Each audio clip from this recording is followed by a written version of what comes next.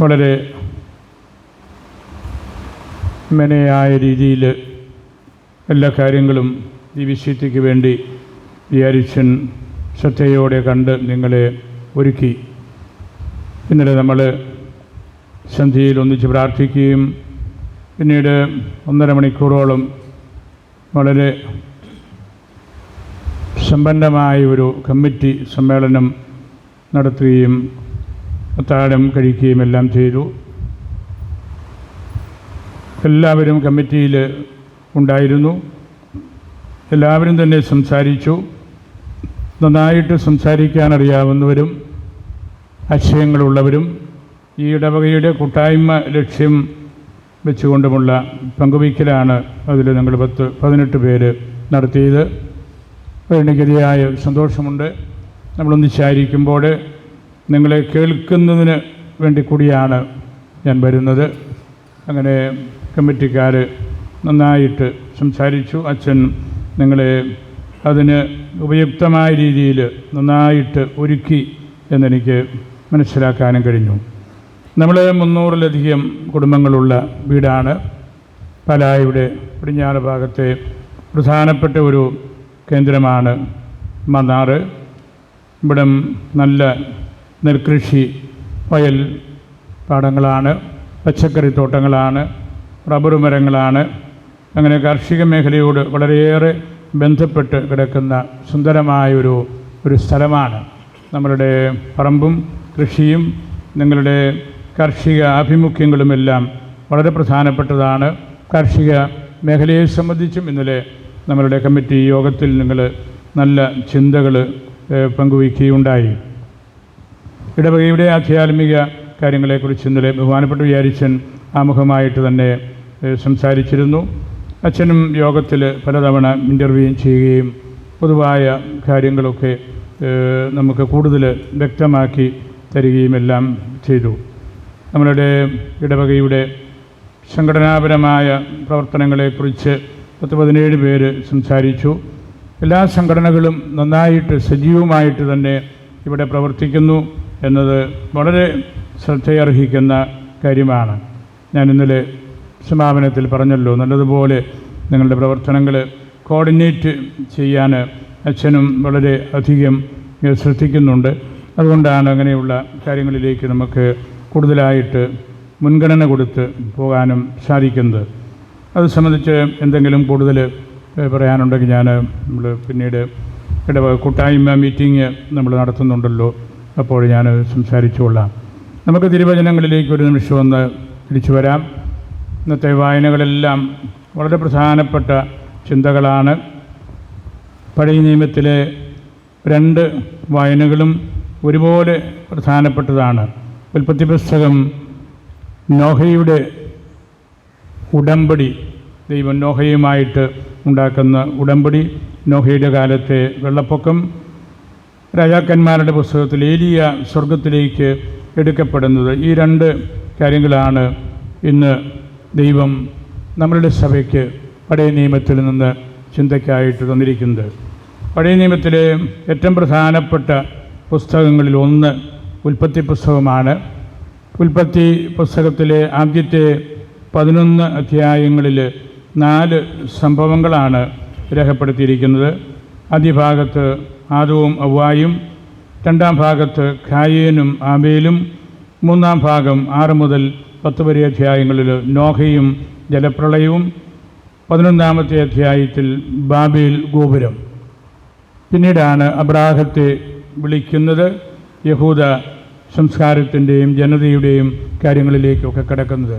ആദ്യത്തെ ഈ 11 അധ്യായങ്ങൾ ഞാൻ ഈ സൂചിപ്പിച്ചതുപോലെ 4 വലിയ സംഭവങ്ങൾ, ഒരു നാടകത്തിലെ 4 വ്യത്യസ്തമായ രംഗങ്ങൾ പോലെ നമുക്ക് വേണ്ടി തന്നിട്ടുള്ള കാര്യങ്ങളാണ്. അത് കുട്ടികൾക്കും മുതിർന്നവർക്കുമൊക്കെ അതിൻ്റെ കാര്യങ്ങളൊക്കെ കഥാരൂപേണയും ഒക്കെ അറിയാം. ആ 4 കാര്യങ്ങളിൽ 3ാമത്തേതാണ് നോഹയുടെ കാലത്തെ ജലപ്രളയവും നോഹയുമായിട്ട് ദൈവം ഉണ്ടാക്കുന്ന ഉടമ്പടിയുമാണ് ഇന്ന് നമുക്ക് ചിന്തയ്ക്കായിട്ട് തന്നിരിക്കുന്നത്. 6 മുതൽ 10 വരെയുള്ള അധ്യായങ്ങളിൽ ഉൽപ്പത്തിയിൽ പ്രത്യേകമായിട്ട് എടുത്തു പറഞ്ഞിരിക്കുന്നു, ലോകത്തിൽ പാപം പെരുകി ദൈവത്തിന് വലിയ സങ്കടമായി മനുഷ്യനെ സൃഷ്ടിച്ചതിന്മേൽ. അതുകൊണ്ട് ദൈവം പരിതപിച്ച് ഹൃദയം വേദനിച്ച് മനുഷ്യകുലത്തെ ഈ ഭൂമിയിൽ നിന്ന് തുടച്ച് മാറ്റാനുള്ള വലിയൊരു പരിശ്രമമാണ്. അങ്ങനെയുള്ള ചിന്തയിൽ ദൈവം നോഹ എന്ന നീതിമാനായ സത്യസന്ധനായ ഒരു മനുഷ്യനെ കണ്ടെത്തുകയും ആ നോഹയോട് ഒരു പെട്ടകം നിർമ്മിക്കാനായിട്ട് പറയുകയുമാണല്ലോ. നോഹ വർഷങ്ങളെടുത്ത് വലിയ ഒരു പെട്ടകം, തടി കൊണ്ടുള്ള പെട്ടകം നിർമ്മിക്കുന്നു. അവിടെ കർത്താവ് പറഞ്ഞു, നീ പെട്ടകത്തിൽ കയറണം, കൂട്ടത്തിൽ നിൻ്റെ ഭാര്യയും പുത്രന്മാരും അവരുടെ ഭാര്യമാരും എല്ലാ ജീവജാലങ്ങളിൽ നിന്നും ആണും പെണ്ണുമായി 2 വീതം പെട്ടകത്തിൽ ഉണ്ടായിരിക്കണം. അപ്പോൾ അവിടെ നമ്മുടെ ശ്രദ്ധയിലെടുക്കേണ്ട ഒരു കാര്യം, എല്ലാ മനുഷ്യരെയും ദൈവം നശിപ്പിക്കുകയാണ്. ഈ ഒരു ജോഡി മാതാപിതാക്കളെ ഒഴികെ, നോഹയും ഭാര്യയും മക്കളും ഭാര്യമാരും, പിന്നീട് എല്ലാ ജീവജാലങ്ങളിൽ നിന്നും ആണും പെണ്ണുമായിട്ട് ഓരോന്ന്. അത് നമുക്ക് നൽകുന്ന ഒരു പാഠമുണ്ടല്ലോ. ദൈവം നമ്മെ രക്ഷിക്കാൻ ആഗ്രഹിക്കുന്നത് ഈ പ്രപഞ്ചത്തോടു കൂടിയാണ്.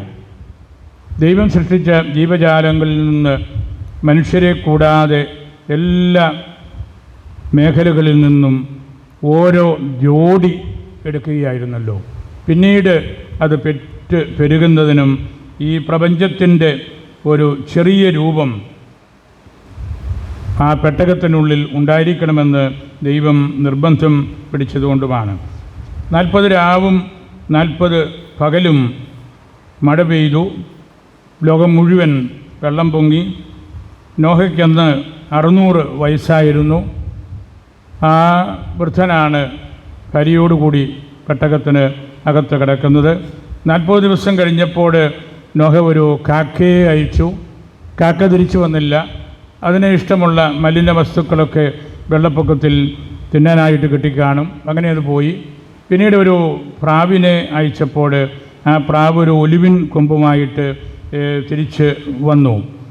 ആ പ്രാവിനെ പെട്ടകത്തിൻ്റെ ഒരു ജനാല തുറന്ന് നോഹ കൈ നീട്ടി സ്വീകരിക്കുന്ന രംഗമാണ് അതിലെ ഏറ്റവും പ്രധാനപ്പെട്ടത്. ഞാൻ ഈ അടുത്ത നാളിൽ ഒരു മനോഹരമായ ഐക്കൺ ഈ വെള്ളപ്പൊക്കത്തിൻ്റെ കാണാനിടയായി. നോഹയുടെ ചിത്രം പെട്ടകത്തിനകത്ത്, അദ്ദേഹം പുറത്തേക്ക് കൈ നീട്ടി ആ പ്രാവിനെ പിടിച്ചെടുക്കുന്നതാണ് ചിത്രം. എന്നിട്ട് അതിൻ്റെ മുകളിൽ ലത്തീൻ ഭാഷയിൽ ഒരു വാക്കെഴുതിയിട്ടുണ്ട്, ലേജെ, വായിക്കുക, വായിച്ച് മനസ്സിലാക്കുക. നോഹ കൈ നീട്ടി സമാധാനത്തിൻ്റെ അടയാളമായ പ്രാവിനെ പിടിച്ച് എടുക്കുന്നത്. അങ്ങനെ ആ പ്രാവിനെ പിടിച്ചെടുത്ത് വെള്ളം താന്നു തുടങ്ങിയെന്നും പെട്ടകത്തിനകത്തു നിന്ന് പുറത്തിറങ്ങാമെന്നും അവർക്ക് ബോധ്യമായി. അങ്ങനെ അവർ പുറത്തേക്ക് വന്ന് നോഹ കൃഷി ഇറക്കി ബലിയർപ്പിച്ചു. ദൈവത്തിന് ആ ബലി ഇഷ്ടപ്പെട്ടു. അങ്ങനെയാണല്ലോ നമ്മുടെ തിരുക്കർമ്മങ്ങളിൽ പോലും നോഹയെക്കുറിച്ചുള്ള പരാമർശങ്ങൾ വരുന്നത്. ആ ബലിയിൽ കർത്താവ് സംപ്രീതനായി. അതേ തുടർന്ന് അദ്ദേഹം നല്ല മുന്തിരി കൃഷി നടത്തി. നല്ല ഫലം, 100 മേനി തന്നെ ഫലം ഉണ്ടായി. അപ്പോൾ ആ ബലിയും ആ കൃഷിയും എല്ലാം കണ്ട് ദൈവം പറഞ്ഞു, ഞാൻ നിന്നോടൊരു ഉടമ്പടി ഉണ്ടാക്കുകയാണ്.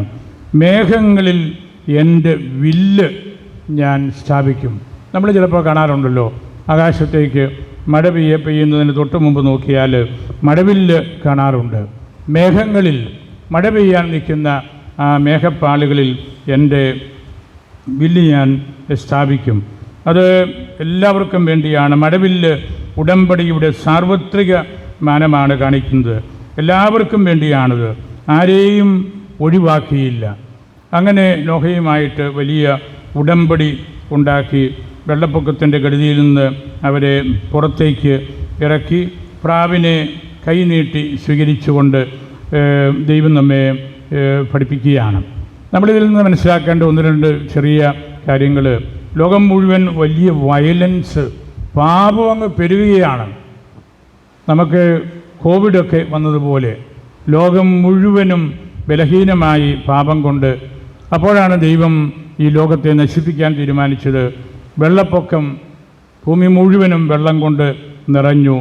ഒരു റെസ്ക്യൂ ഓപ്പറേഷൻ പോലെ നോഹയുടെ പെട്ടകം ദൈവം അനുവദിച്ച് കൊടുത്തതാണ്.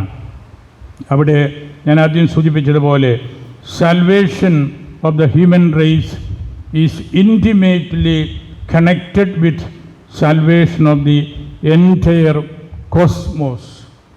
ഒരു മനുഷ്യനെന്ന നിലയിൽ മാത്രം രക്ഷപ്പെടാൻ സാധ്യമല്ല. ഈ പ്രപഞ്ചത്തോടു കൂടിയാണ് നമ്മൾ രക്ഷിക്കപ്പെടേണ്ടത്. അതുകൊണ്ടാണ് എല്ലാ ജീവജാലങ്ങളിൽ നിന്നും ഒരു ജോഡി ഇതിനകത്ത് പ്രവേശിപ്പിക്കാനായിട്ട് ദൈവം അനുവദിച്ചത്. പുറത്തിറങ്ങി നല്ല ബലിയർപ്പിച്ചു. അത് ഭാവിയിൽ എല്ലാ ബലിയർപ്പണത്തിൻ്റെയും മാതൃകയായിട്ട് മാറി.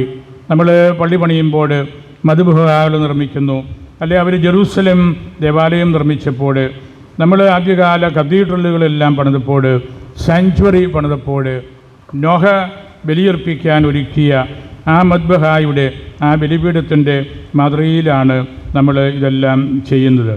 ലോകത്തെ ഇവാഞ്ചലൈസ് ചെയ്യുവാൻ ഉള്ള സന്ദേശമാണ് കൈനീട്ടി ആ പ്രാവിനെ നോഹ കരസ്ഥമാക്കിയപ്പോൾ ദൈവം നൽകുന്നത്. പ്രധാനപ്പെട്ട ഒരു കാര്യം, ഈ കപ്പൽ അറാറാത്ത് മലയുടെ താഴ്വരയിൽ എത്തിയപ്പോൾ, പെട്ടകം എത്തിയപ്പോൾ അവിടെ ഉറപ്പുള്ള ഭൂമി കണ്ടു. ദൈവം നോഹയുടെ കാലുകൾക്ക് ഉറപ്പ് നൽകി. തേറ ഫിർമ, ഉറപ്പുള്ള പ്രതലം എന്ന് വേദശാസ്ത്രത്തിൽ പറയും. കാലുകുത്താൻ നമുക്ക് മണ്ണ് വേണമല്ലോ. തേറ ഫിർമ, ഉറപ്പുള്ള സ്ഥലം വേണം. അങ്ങനെ ഉറപ്പുള്ള മണ്ണ് നൽകി നോഹയെ പെട്ടകത്തിന് പുറത്തേക്ക് ഇറക്കി. ദൈവം വീണ്ടും രണ്ടാമത് ഒരു വലിയ സൃഷ്ടികർമ്മം നടത്തുന്ന ആ കാര്യത്തെക്കുറിച്ച് ഇന്ന് നമുക്ക് ചിന്തിക്കാനായിട്ട് തിരുസഭ നൽകുമ്പോൾ, നോഹയെ ദൈവം രക്ഷിച്ചു. വലിയ പെട്ടകം ഉണ്ടാക്കി. അനേക വർഷങ്ങളെടുത്താണ് ആ പെട്ടകം നിർമ്മിച്ചത്. അത് നിർമ്മിച്ചുകൊണ്ടിരുന്നപ്പോൾ അത് വലിയൊരു ഇമ്പാക്റ്റ് അത് കണ്ടവർക്കോ ആ ദേശവാസികൾക്കോ ഒന്നും ലഭിച്ചതായിട്ട് തോന്നുന്നില്ല. അദ്ദേഹം പെട്ടകം നിർമ്മിച്ചുകൊണ്ടിരുന്നു. പൂർത്തിയായപ്പോൾ അവർ കുടുംബക്കാർ തന്നെ അതിനകത്ത് കയറി. അവരെ ദൈവം രക്ഷിച്ചു. പുറത്തിറങ്ങി ഇതെല്ലാം കഴിഞ്ഞപ്പോൾ കൃഷിയിറക്കി മുന്തിരി നല്ലപോലെ വിളവ് നൽകിയപ്പോൾ സാധാരണ ഏത് കർഷകനും പറ്റുന്നതുപോലെ നല്ലതുപോലെ നോവ മദ്യപിച്ചു. അശ്ലീല പ്രവർത്തനങ്ങളിലേക്കും അധാർമിക പെരുമാറ്റങ്ങളിലേക്കുമെല്ലാം അദ്ദേഹം മാറുന്നു. ഇന്ന് ഈ തിരുവചനം സഭ നമുക്ക് നൽകുമ്പോൾ, നമ്മളും നമ്മളുടെ അധ്വാനത്തിൻ്റെ ക്ലേശങ്ങൾ അനുഭവിക്കുമ്പോൾ, ദൈവം നമ്മെ ഒരുപാട് മേഖലകളിൽ നിന്ന് രക്ഷിച്ച് കൈവെള്ളയിൽ സംരക്ഷിക്കുമ്പോൾ, അല്ലെങ്കിൽ നമ്മുടെ ബലിയർപ്പണം ദൈവത്തിന് ഇഷ്ടപ്പെടുമ്പോഴും വല്ലപ്പോഴുമെങ്കിലും ഇതുപോലുള്ള മദ്യം, മയക്കുമരുന്ന്, കൊലപാതകം തുടങ്ങിയ തിന്മകളിലേക്ക് ദൈവത്തിൻ്റെ ജനം വഴുതി വീഴുന്നത് നമ്മൾ എല്ലാവരും കാണുന്നുണ്ട്. നമ്മൾ വളരെ കരുതലോടുകൂടി ജീവിക്കേണ്ട ഒരു കാലഘട്ടമാണിത്. നോഹയുടെ ആധ്യാത്മികമായിട്ടുള്ള മുന്നേറ്റം, അദ്ദേഹത്തിൻ്റെ ജീവിതത്തിൻ്റെ സാങ്ക്ടിറ്റി ഒക്കെ നമ്മൾ വേദപുസ്തകത്തിൽ തിരിച്ചറിയുമ്പോഴും രക്ഷിക്കപ്പെട്ടവരെ പോലെ, സംരക്ഷിക്കപ്പെട്ടവരെ പോലെ നമ്മൾ നിൽക്കുമ്പോഴും നമ്മുടെ ജീവിതത്തിലുണ്ടാകുന്ന പരാജയങ്ങൾ വളരെ വലുതാണ്.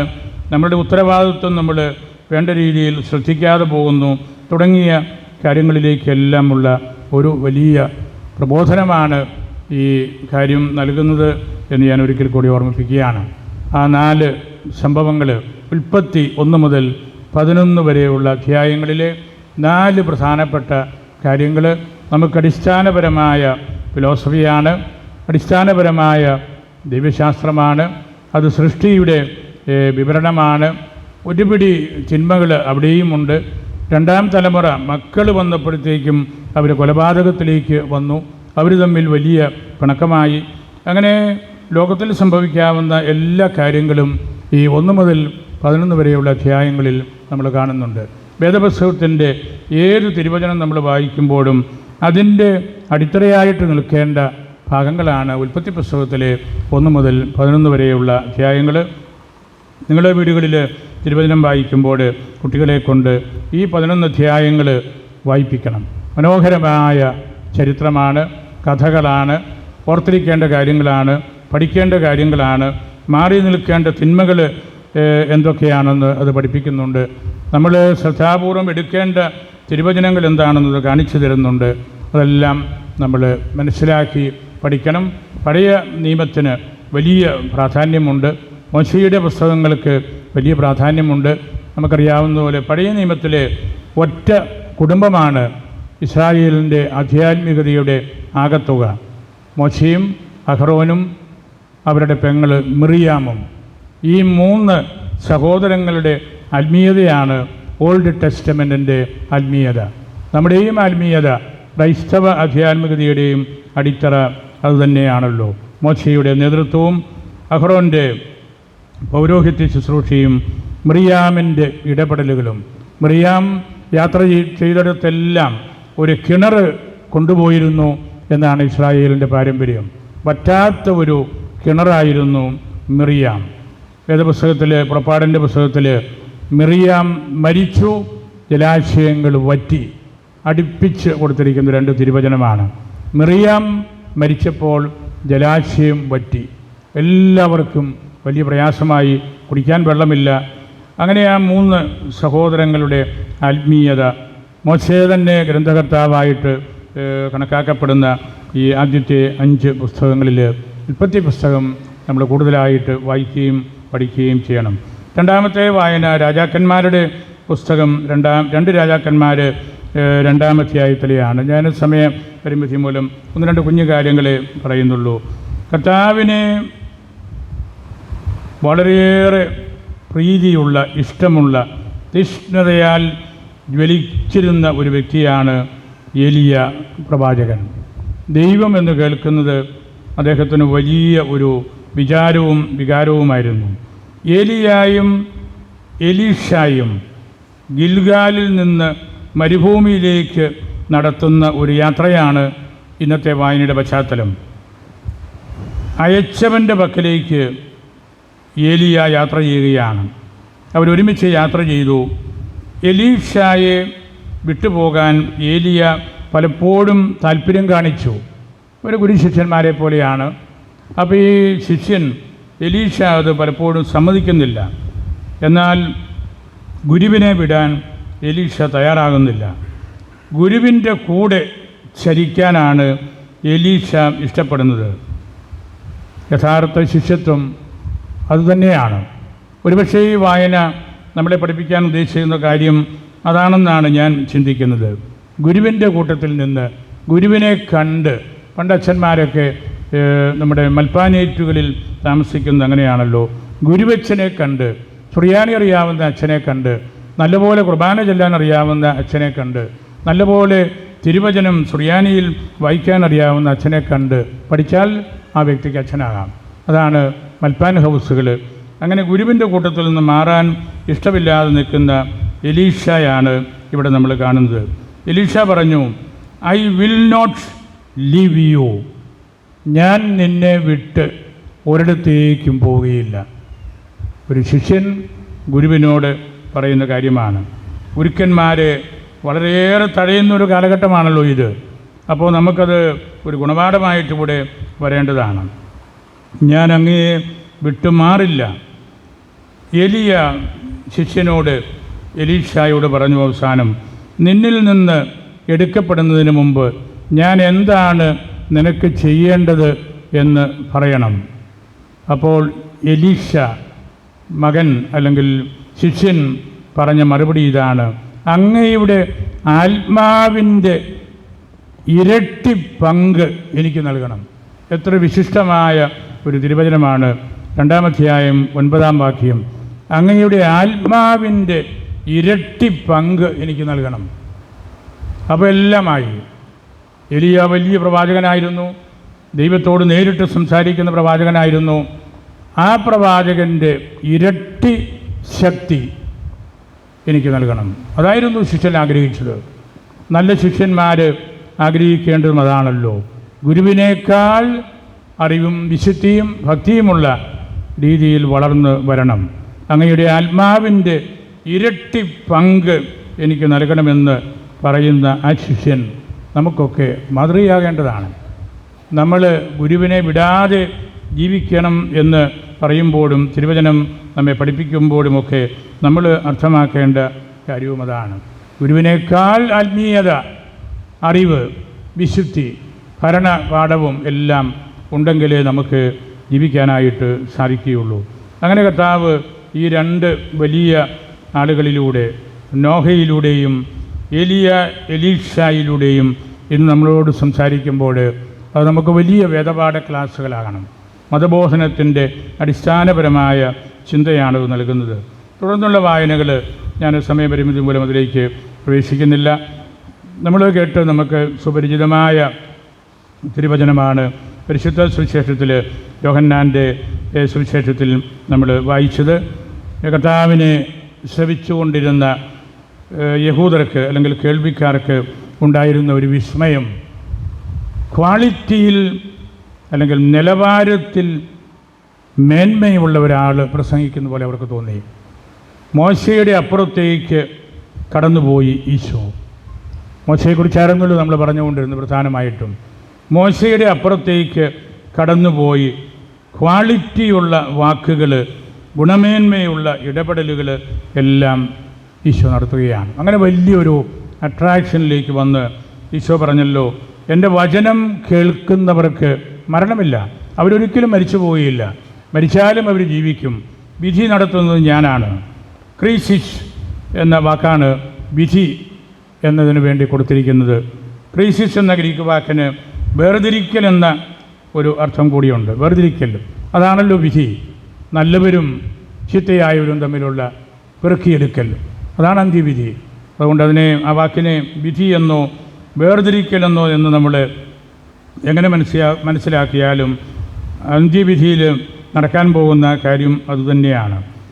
പിതാവുമായിട്ടുള്ള അടിസ്ഥാനപരമായിട്ടുള്ള ബന്ധമാണ് ഈശോ പഠിപ്പിക്കുന്നത്.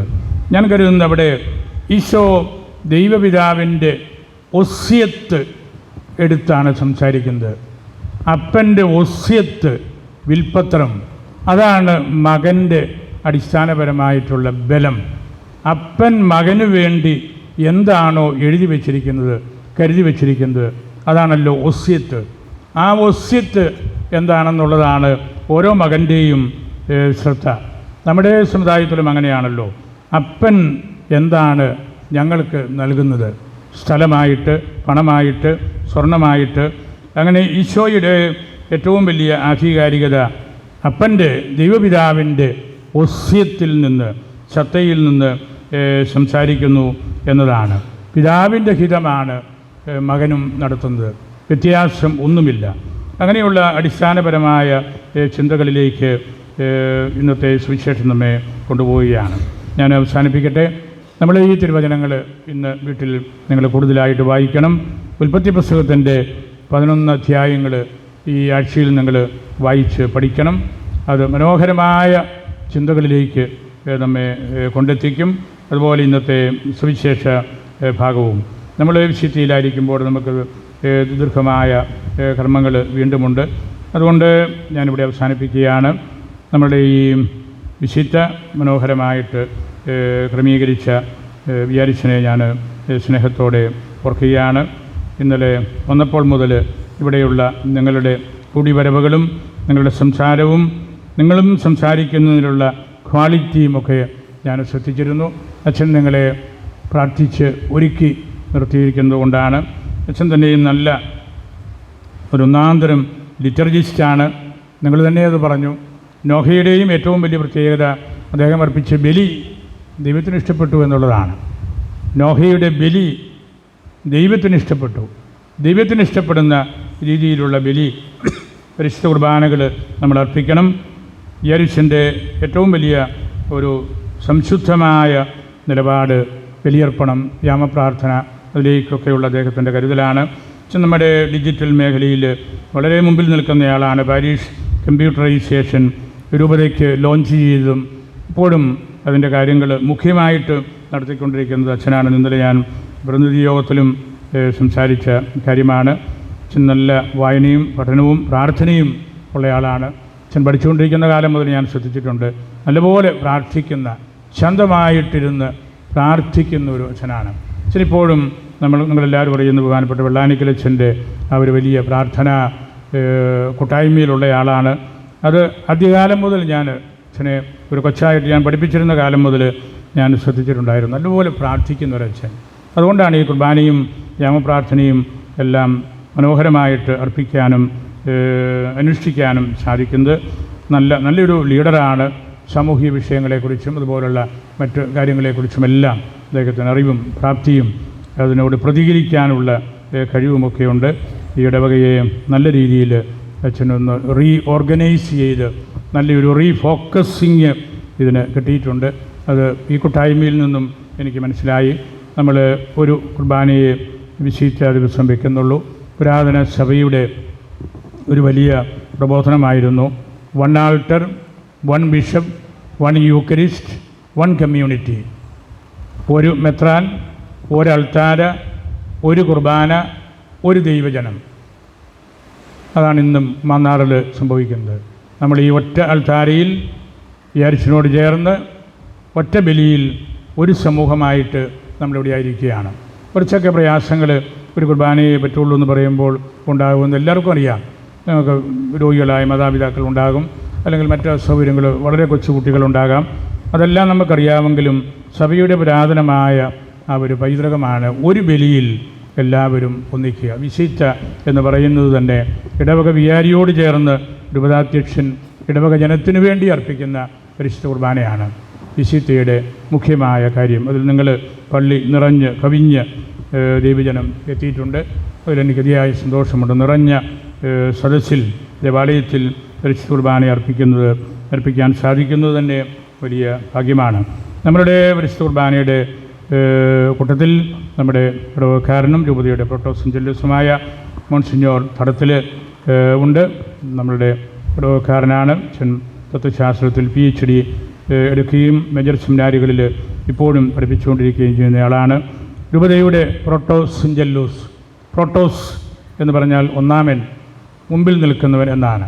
വികാരി ജനറാളന്മാരിൽ മുമ്പിൽ നിൽക്കുന്നവൻ, ഒന്നാമനായിട്ടുള്ളവൻ നമ്മുടെ തടത്തലച്ഛനാണ്. എല്ലാ കാര്യങ്ങളിലും അദ്ദേഹത്തിൻ്റെ ഭരണ മികവും അറിവും ജീവിത വിശുദ്ധിയും ഓർഗനൈസ് ചെയ്യാനുള്ള കഴിവുമൊക്കെ നിങ്ങൾക്കും നല്ലപോലെ അറിയാം.